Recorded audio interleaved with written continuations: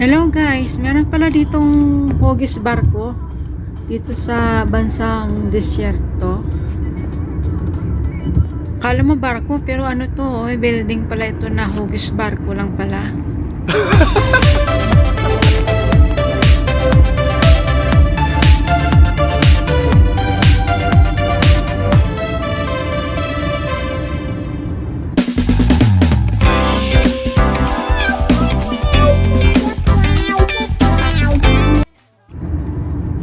Road trip naman tayo guys, papuntang Saudi. Sobrang init dito guys, habang nasa biyahe, napakainit, masakit sa mata. Kaya kailangan natin magsalamin. Yun na yun naman guys sa labas, napakainit. Nagluluha yung mata ko dito pag hindi nakasalamin kasi yung araw sobrang tirik na tirik. Kaya pag kayo ng biyahe papuntang syudad galing sa Buraida, saka magdala kayo ng tubig, maraming tubig at kunting pagkain ng mga snack kasi malayo po ang biyahe namin. At ito na nga, ginabi na kami mula Buraida to Riyadh.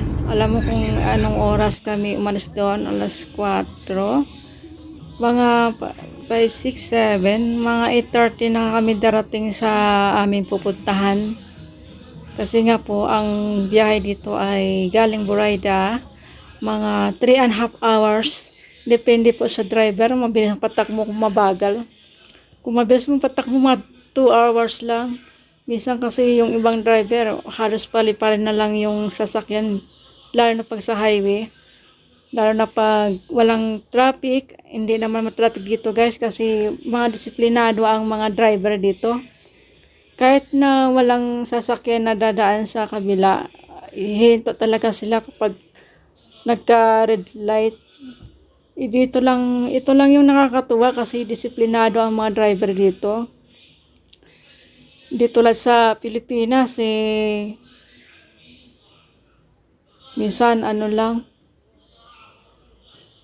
sige lang, kaya marami na disgrasya. At tingnan nyo naman guys yung mga building, napakaganda ng liwanag, iba-ibang kulay ng ilaw. Kaya ang mga tao dito, minsan sa gabi lang sila lumalabas kasi sa gabi lang talaga ang magandang panahon maggala-gala. Kaya tingnan nyo naman, napakaganda ng kulay. Maaliwalas, malamig sa mata pag ganitong sa gabi lang sila naggagala. Kahit may party guys, sa gabi din dinadaos gaya ng kasal. Alas 9 simula hanggang madaling araw. Kahit yung birthday, kahit ano ng okasyon, basta sa gabi lang nila dinadaos, hindi sa araw. Ewan ko ba bakit hindi sa araw.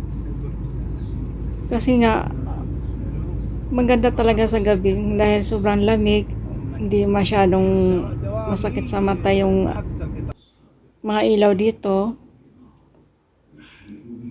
Saka yung rest day talaga ng mga tao dito or day off ay Friday.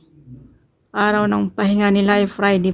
Tuwing Friday guys, lahat ng mga kamag-anak ay magkita-kita sila sa estiraha, magtipon-tipon sila, lahat na sila mga kamag-anak at kunting kwentuhan lang o kamustahan lang.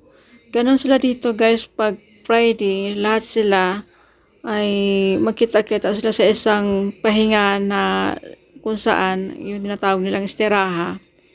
Yun po ang tambayan nila. Minsan pag may party or may okasyon, doon din nila dinadaos sa estiraha. Mga tao dito guys, lahat ng mga Arabo or mga dyan, ay may kanya-kanya po sila ditong estiraha na napakalawak na estiraha. Parang sakop na ng halos kasing laki din ng gym katulad sa Pilipinas na ganong kalawak yung nila. Kasi magkahiwalay po yan, may sa lalaki at sa babae sa pagitan ng dingding.